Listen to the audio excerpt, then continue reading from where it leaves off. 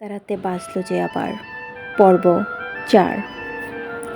এবার একটু সাহস করে নিজের ভালো লাগার কথাটা তোমার মনের মানুষকে জানিয়ে দাও অনিদা। বলছিস? তবে নিছক ভালো লাগার জায়গা থেকে সত্যি কি কাউকে মনের মানুষের আখ্যা দেওয়া যায়? এছাড়া উপায় কি? মনের মধ্যে চেপে রাখা কি লাভ বলো তো? তার চেয়ে জানিয়ে দাও, তবেই তো আর মনের কথাটা সে জানতে পারবে। আর প্রফেসর অনিরুদ্ধ রায়ের মতো ইয়াং, স্মার্ট, হ্যান্ডসাম, সব দিক থেকে পারফেক্ট ছেলেকে প্রত্যাখ্যান করবে এমন সাধ্বিকার আছে? মজা করছিস কোমল? দেখ, আমি জানি তোকে আমার আগেই জানানো উচিত ছিল, কিন্তু কি করব? আমি তো নিজেই সবটা বুঝিনি। আর বলছি তো, আমি নিজেই যেখানে শিওর হতে পারিনি, তো তোকে কিভাবে জানাতাম?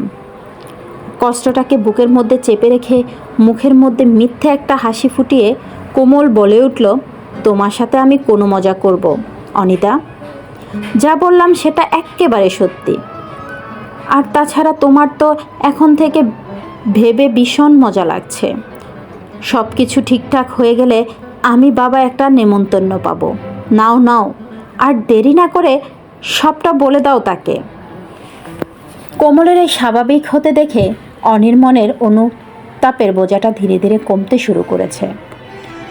সামনের দিকে তাকিয়েও বলতে শুরু করলো, এখনো কিছুই হয়নি আর তুই নেমন্তন্ন নিয়ে পড়লি?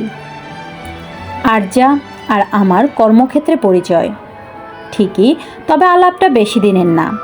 সেম ডিপার্টমেন্ট হলেও ও আমার জুনিয়র। তবে মেয়েটা ভারী মিশুকে, আর দুজনের চিন্তাভাবনা অনেক মিল।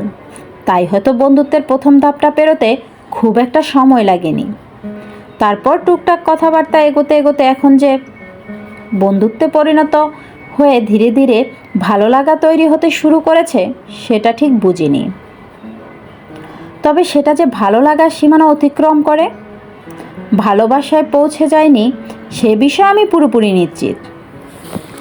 বাবা, এত তাড়াতাড়ি চিন্তাভাবনা এতটা মিল খুঁজে পেলে তুমি? আর ভালো লাগা মাত্রা ছাড়া না হলে তাকে বুঝি এমনি এমনি নিজের ডায়েরিতে স্থান দিতে পারতে? অনির দিকে তাকিয়ে কথাগুলো বিড়বিড় করছিল কোমল। কিছু বললি? না না, বললাম তখনই যখন মিল তোমাদের চিন্তাভাবনায়, তাহলে তো উল্টো দিক থেকেও কোনো ইতিবাচক উত্তর আশা করা যায়। তাই বললাম যে দেরি না করে মনের কথাটা বলেই ফেলো মাস্টারমশাই। বলেই নিজের স্বাভাবিক হাসিতে খিলখিলিয়ে উঠল কোমল। দেখি আরও কিছুদিন। এত দেখা দেখির কি আছে এখানে? বারে আগে কিছুদিন ভালোভাবে তার সাথে মিশে দেখি, তবে না ভালো লাগা আর ভালোবাসার মধ্যে পার্থক্যটা বুঝতে পারবো। বুঝবো যে সেটা নিছক বন্ধুত্বের ভালো লাগা নাকি তার চেয়েও বেশি কিছু।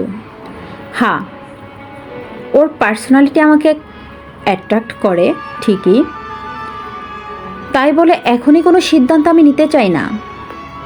আর তোর মনে হচ্ছে নিশ্চয়ই আমার ডায়েরিতে ওর নামটা কোনো বিশেষ মানুষ হিসেবে লেখা? তাহলে তোকে বলি, ওই ডায়েরিতে আমার জীবনে অনেক ছোটোখাটো ঘটনাই লেখা, আর কিছুই না। বললেই কিছুটা আড়াল চোখে কোমলকে দেখে নিল অনি। তবে ওর কারণটা এখনও ওর নিজের কাছেই অজানা।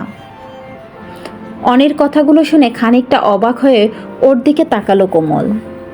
তবে অভিমানের পারদ কিন্তু মহারানীর এখনও কমেনি। কয়েকদিন পরেই 7 মার্চ।